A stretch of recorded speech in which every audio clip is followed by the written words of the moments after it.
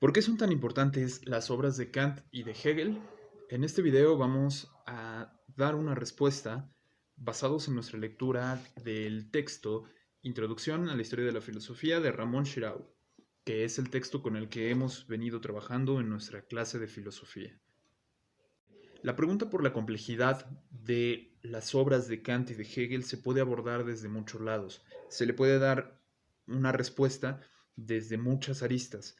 Por ejemplo, se puede decir que la importancia de Kant y de Hegel radicaría, por ejemplo, en la complejidad de sus textos, de las problemáticas ahí tratadas, de la influencia que tuvieron después en otros filósofos, etcétera. Hay muchas formas de abordarla. La forma en la que nosotros abordaremos esta cuestión va a ser derivada de nuestra lectura del libro de Ramón Shirau, que hemos mencionado anteriormente. Nosotros vamos a decir que buena parte de la importancia de las obras de estos autores, de Kant y de Hegel, radica en el hecho de que esos dos pensadores, las obras de estos dos grandes pensadores, forman lo que Shirau llama las dos grandes síntesis del pensamiento idealista alemán. ¿Qué significa esto? Vamos a explicarlo. Entendamos a qué se refiere Ramón Shirau cuando nos habla de las síntesis. Para Ramón Shirau, la historia de la filosofía, del pensamiento occidental, está dividido o se puede dividir, se puede entender desde tres grandes bloques. El primero de ellos es el bloque grecorromano, toda la filosofía griega y la filosofía latina. El segundo bloque es el cristianismo y toda la época medieval.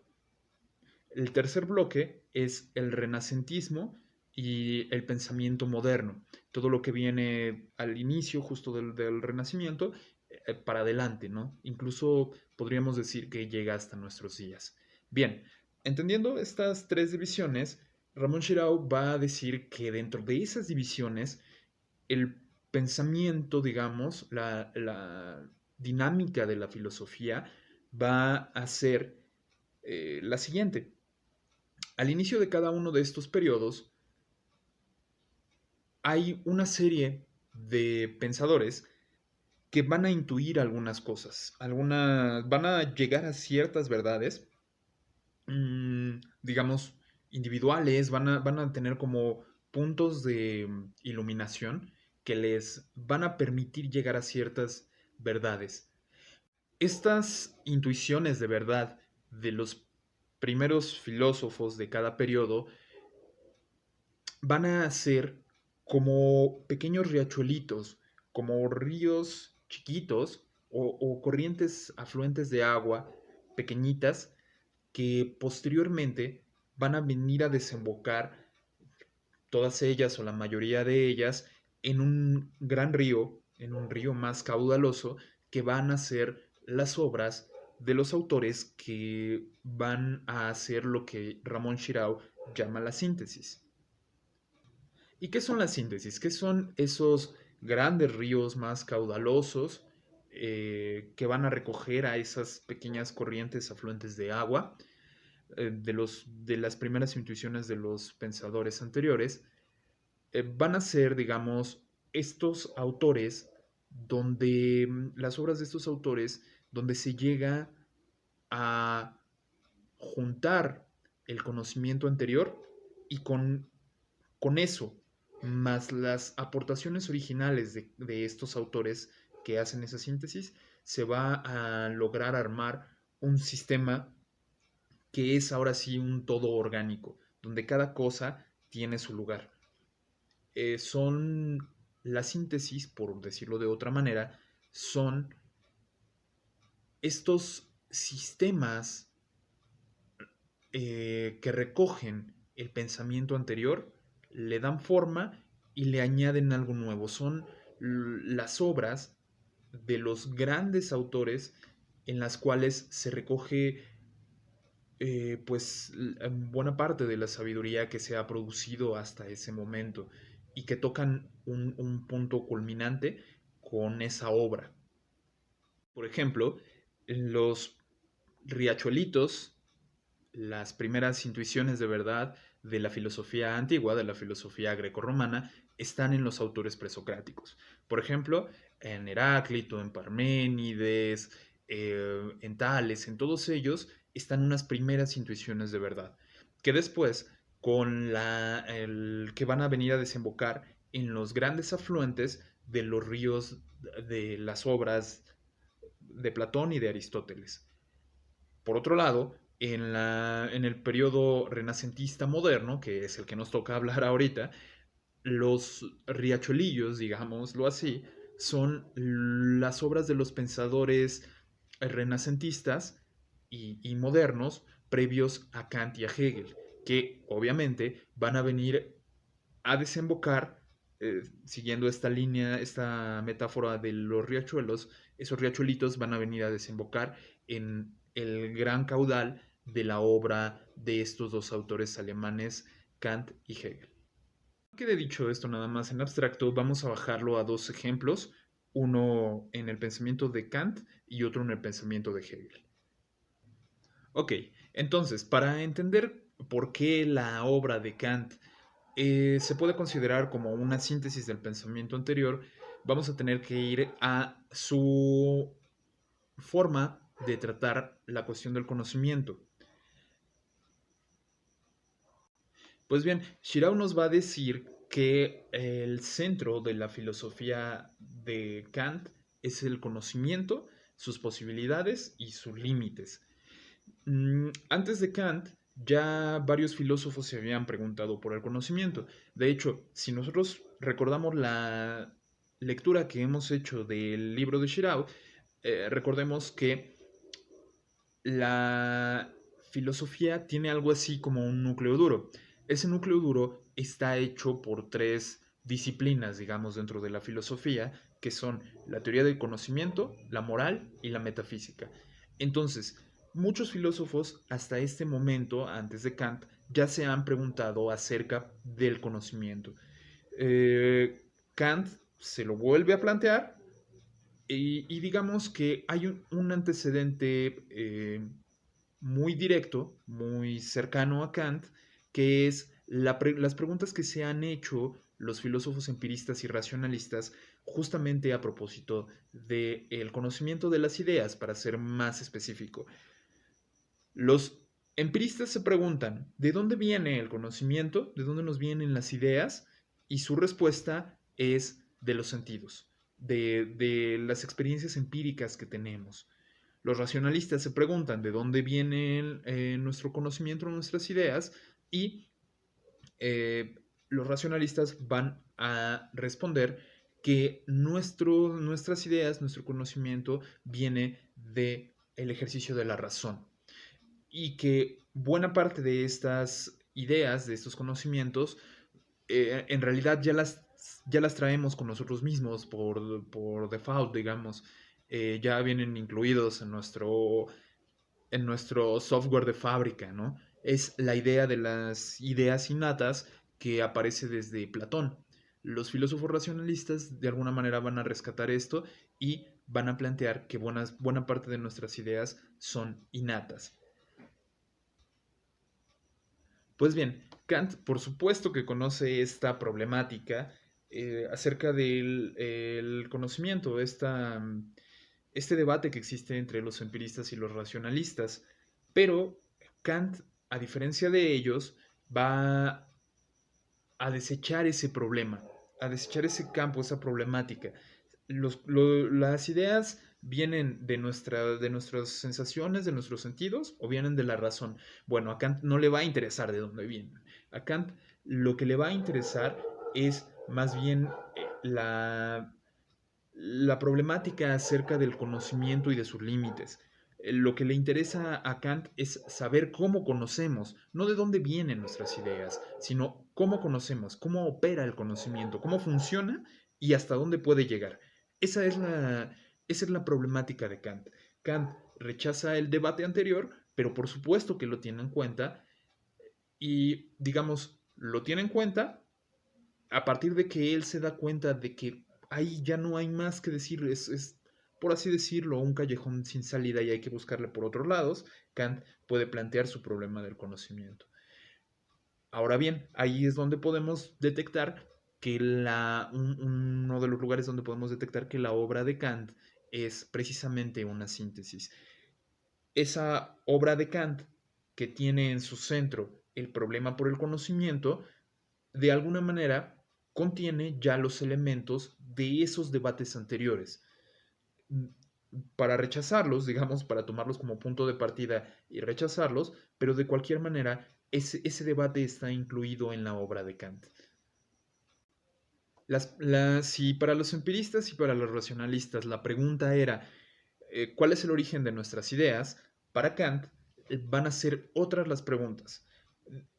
Tomando en cuenta lo anterior, pues las preguntas son ¿qué puedo conocer? ¿Hasta dónde puedo conocer? ¿Y cómo conocemos? Que es prácticamente lo que acabo de decir, pero puesto sobre una pregunta. Recordemos que la filosofía es eh, una producción de preguntas, básicamente, ¿no? Las preguntas de Kant, digamos, estas que acabo de mencionar, esas preguntas van a ser eh, desarrolladas, van a ser analizadas en el libro Crítica de la Razón Pura, que es este de aquí. Como podrán ustedes verlo, es un libro muy amplio, es toda la, digamos, todo el desarrollo que Kant hace en este libro acerca de estas preguntas, pues no se podría tocar de ninguna manera en un video tan cortito. Eh, lo mismo, digamos, con el trato que le da a este desarrollo de estas preguntas Ramón Shirao en este libro, también es muy amplio. Requeriría un tiempo de exposición mayor que el que tenemos en este video. Pero bueno, dejemos señaladas esas preguntas para que sirvan de guía para poder hacer esa lectura, bien sea directamente de la obra de Kant o de la obra de Ramón Shirao. Entonces, en resumen, ¿por qué la filosofía de Kant es una síntesis? Siguiendo el razonamiento de Shirao, porque en el problema principal de Kant, que es este problema acerca del conocimiento, ya están incluidos los elementos anteriores. Esos riachuelitos del empirismo y del racionalismo vienen a desembocar en el gran río, en ese gran río caudaloso que es la obra de Kant, la crítica de la razón pura. Por supuesto, no, la obra de Kant no se agota aquí. La obra de Kant en realidad es más vasta. Tiene otras dos críticas bueno, también van a ser una parte pues muy vasta y muy importante de su obra. Eh, y que bueno, nos van a hablar también acerca de la moral y de la metafísica.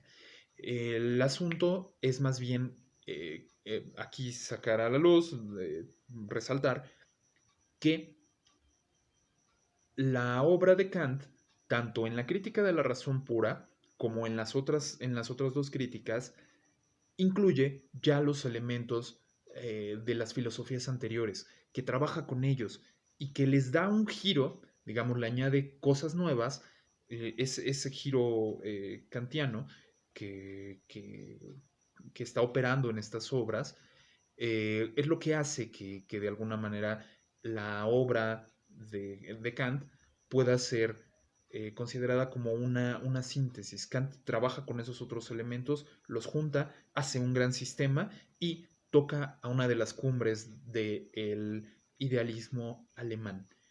Eso es, digamos, en pocas palabras, por qué la obra de Kant es una de las dos grandes síntesis del pensamiento alemán. Pues bien, dicho lo anterior acerca de Kant, vayamos a Hegel. Ramón Shirao nos va a decir que la filosofía de Hegel es una filosofía del movimiento y de la acción y que para determinar ese movimiento, Hegel va a echar mano en toda su obra de lo que él llama el método dialéctico. El método dialéctico, dice Shirao, visto desde un punto de vista formal, consiste en afirmar que la verdad no surge de la identidad, sino de la contradicción y de la oposición. Vamos a explicar esto porque, dicho así, no es tan transparente.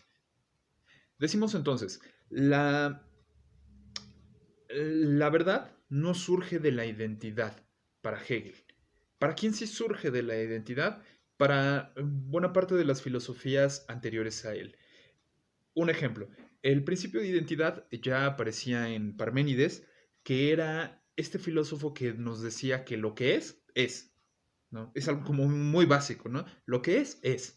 Y este principio de identidad, lo que es, va de la mano del principio de contradicción. Lo que es no puede no ser. Entonces, lo que es, lo que es no puede no ser. Por ejemplo, eh, un libro es un libro, principio de identidad, y un libro es un libro y no puede no ser un libro, principio de contradicción, ¿vale? Entonces, aquí la identidad del libro consigo mismo es, digamos, lo que nos señala la verdad. Un libro es un libro y esto es verdad, ¿no? Si dijéramos un libro es un libro y no es un libro, estaríamos cayendo en un absurdo, estaríamos cayendo en una contradicción y en un absurdo. No se puede decir efectivamente que un libro es un libro y no es un libro, ¿no? A menos que, claro, juguemos ahí con el lenguaje y demás, pero digamos, en la lógica, puesto de esta manera, eso es una contradicción, eso no tiene sentido. Ahora bien, ¿qué pasa con Hegel? Hegel va a ver las cosas de una manera diferente. ¿Por qué? Porque para él, dijimos, la verdad no surge de la identidad, sino va a surgir de la contradicción y de la oposición. Veámoslo en un caso concreto. El caso concreto es el tratamiento que le da Hegel a la idea del ser. Hegel, en su libro de la lógica, va a hablar acerca del ser en general. Es decir, el ser como una idea abstracta que no se refiere a nada en concreto. El ser en general, no ninguna existencia en particular, no una cosa que existe en nuestro mundo físico y tangible. El ser en general, en abstracto. Ahora bien, si nosotros ponemos un poco de atención, escuchamos cómo suena esto del ser en general. Y si reparamos en el hecho de que no se refiere a nada existente realmente, a nada que podamos experimentar empíricamente, entonces nos damos cuenta de que esa idea del ser en general nos remite a su contrario, es decir, a la idea del no ser, porque estamos pensando una idea del ser en general que que no existe en la realidad, es decir, que no es. La idea del ser nos remite a su contrario, que es la idea del no ser. Ahora bien, la idea del no ser también nos remite a su contrario, que es la idea del ser. ¿En qué sentido? Si nosotros pensamos el no ser, por ejemplo, la nada, para decirlo de otra manera, nosotros, imagínense ustedes la nada. ¿Cómo se imaginarían la nada? La nada nos lo imaginamos generalmente, por ejemplo, como un hueco, como un espacio vacío, como una pantalla en blanco o como un fondo negro, por ejemplo, ¿no? Pero si nos imaginamos cualquiera de estas cosas, estamos imaginando algo que sí existe, algo que sí es, digamos. Ese fondo blanco, ese hueco, ese fondo blanco, ese fondo oscuro, perdón, es una forma de ser, es algo que existe. Para que nosotros nos imaginemos la nada, nos lo imaginamos, la idea de la nada, de alguna manera con una cierta forma de ser. Entonces, el no ser nos remite también a la idea del ser, a su contrario, vaya. Lo novedoso de Hegel es que a partir de estos dos términos contradictorios, va a sacar un tercer término que a la vez va a ser la síntesis de esos dos términos anteriores y va a ser, digamos, una cosa diferente. ¿A qué me refiero? Los dos términos anteriores, recordemos, son el ser y el no ser. De ese ser y no ser, Hegel va a sacar un tercero que es el devenir. La idea del devenir es, digamos, un término que ocupa Hegel para lo que transita, para lo que pasa, para lo que se altera, para lo que cambia, digamos. Y el cambio va a implicar al ser y al no ser. Vamos a ponerlo en un ejemplo muy sencillo. Un niño es un niño y no es un adulto. Un adulto es un adulto y no es un niño. Pero un niño deviene en adulto. Entonces, tenemos un ser, el niño, un no ser, el adulto, porque el niño no es un adulto, y el devenir, que es el niño deviene en adulto. Es decir, vean cómo este término del devenir se ocupa justo para pensar ese cambio que está, digamos, eh, sintetizando al mismo tiempo al ser y al no ser. De alguna manera, cuando el niño deviene adulto, el pensar en términos del devenir, digamos que de alguna manera nos va a incluir a ese ser que es el niño y a ese no ser que es el adulto. Y al revés, lo podemos pensar también al revés. Cuando decimos el adulto es un niño devenido adulto, eh, se mantiene, digamos, de alguna manera también la existencia de ese ser que es el niño, ¿no? En ese adulto. El adulto ya no es un niño, pero de alguna manera conserva algo de eso, ¿no? Ha devenido adulto porque ha sido primero un niño. Pero bueno, ¿qué tiene que ver todo esto con el hecho de que Hegel sea pensado como una gran síntesis del pensamiento anterior? Bueno, ese método dialéctico que ocupa Hegel en toda su obra, en realidad no es un invento absolutamente hegeliano. Es decir, no, Hegel no lo saca de la nada. El método dialéctico de Hegel tiene, digamos, ya antecedentes en Heráclito, en Platón, en Aristóteles, en Kant, en Fichte y en Schelling. Es decir, de alguna manera, Hegel tiene en cuenta esos desarrollos anteriores y los toma, perdón, y hace una cosa nueva con ellos. Hegel, digamos, la novedad de Hegel es que él lo va a aplicar de manera sistemática, digamos. Ahora, por un lado eso, por un lado, digamos, el método dialéctico es un botón de muestra de que en la obra de Hegel hay una gran síntesis, pero por el otro lado, y esto es, digamos, como el lado más evidente, está el hecho de que Shirau nos dice que en algún momento Hegel va a decir que el contenido de su filosofía es toda la historia de la filosofía, toda la historia de la humanidad y toda la historia del mundo. Es decir, que dentro de la filosofía de Hegel está contenidas todas esas cosas y la filosofía de Hegel va a ser una gran síntesis de eso, de todo ese contenido.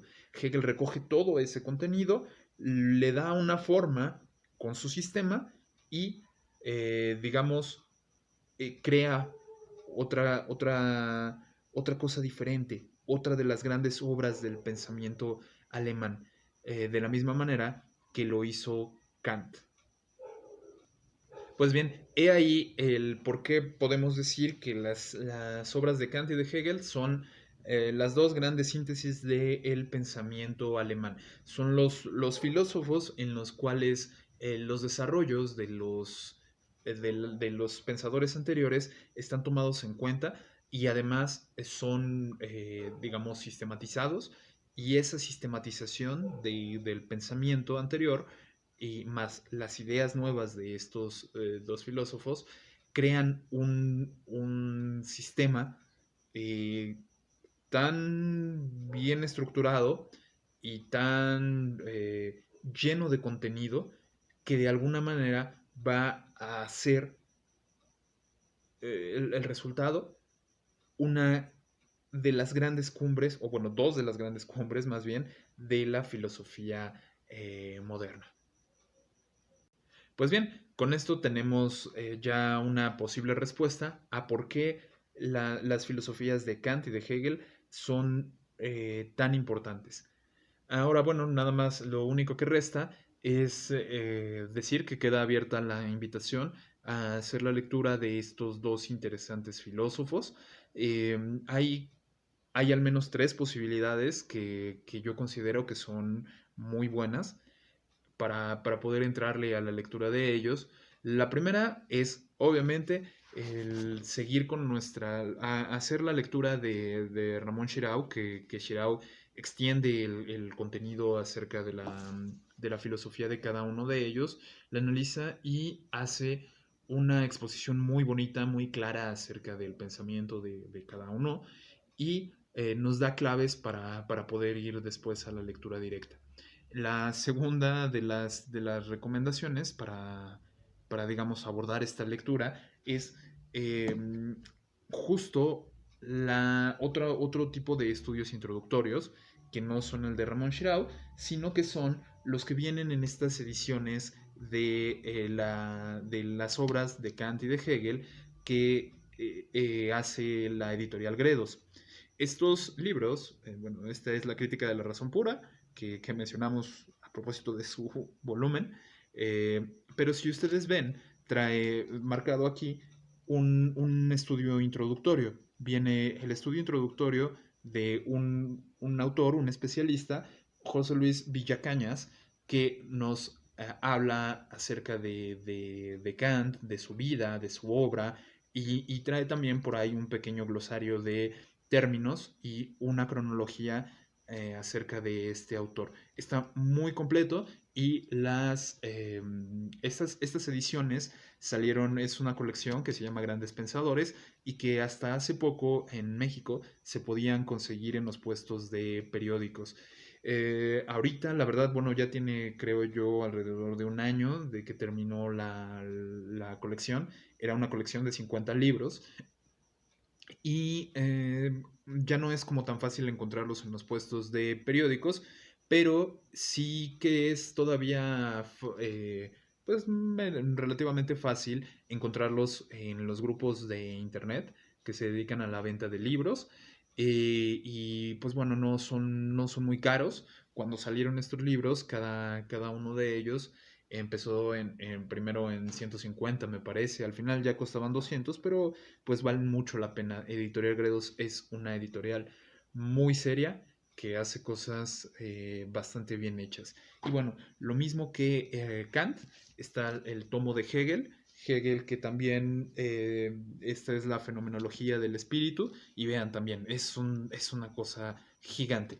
La fenomenología del espíritu, que cuenta con el estudio introductorio de Volker Ruhle. eh, Disculpen si no se pronuncia así, disculpen el alemán, pero Volker Ruhle, que es también uno de estos especialistas en Hegel, y lo mismo que con Kant, trae una cronología, una introducción a la vida del autor, nos habla acerca de las obras y demás, y es un material de apoyo muy, muy bueno para hacer una introducción a cualquiera de estos autores. La tercera recomendación sería irlos a leer directamente si no consideran que sea necesario o no sean de las personas a las que les agrada hacer estudios introductorios, sino que les gusta aventarse directamente a la arena. Pues bueno, la, invitación a leerlos directamente está también allí abierta. Y por supuesto, la edición de Gredos de cualquiera de estos autores es una edición bastante bien reconocida pues totalmente recomendada. Sin más, pues bueno, esto fue la presentación de las obras, de la importancia de las obras de Kant y de Hegel, y nosotros nos vemos en un próximo video. Chao.